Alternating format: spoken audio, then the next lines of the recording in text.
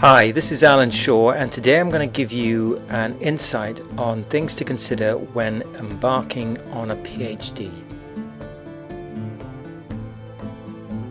Now, I'm a social scientist, more specifically working as a marketeer in a business school, so what I'm about to say may not be relevant to all other disciplines. These insights are also based on a United Kingdom higher education model. When you undertake a PhD, you must recognize that it will not be like your undergraduate or master's degree. On a PhD, you tend to work alone. By that, I mean there are very few taught lessons.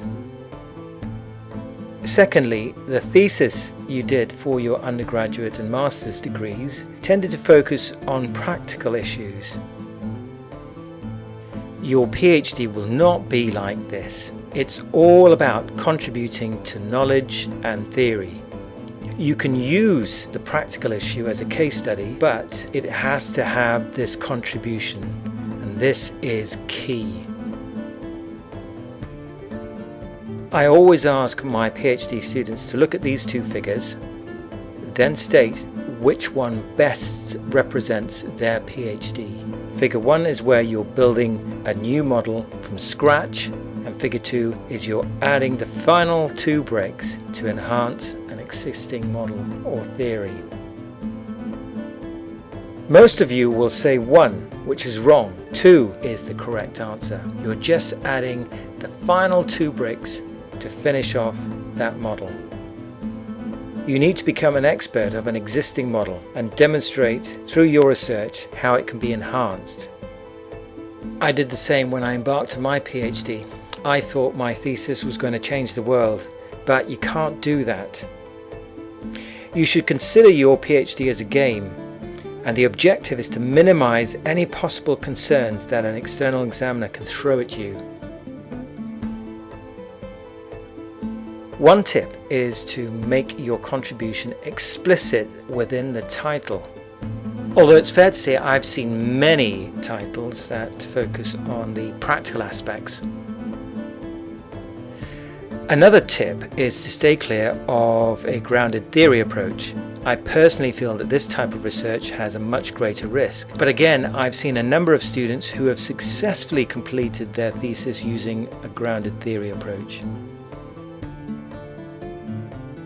I'm just a cautious supervisor, and this is one way I feel I can minimize the risk of the student failing.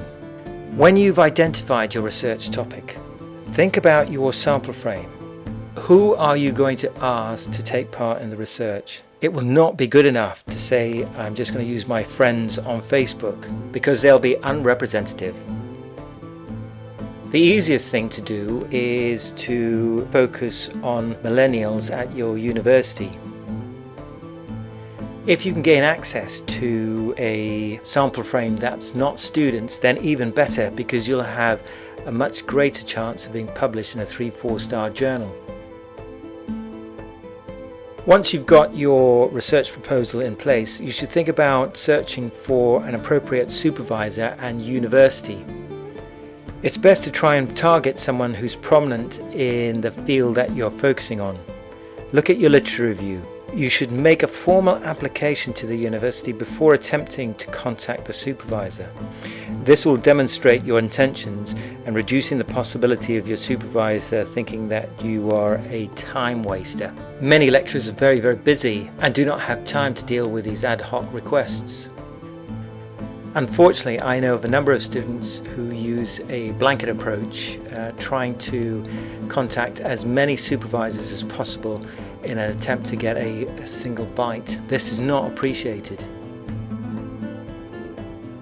An alternative approach is to consider embarking on a Master of Research (MRes) degree at your chosen university.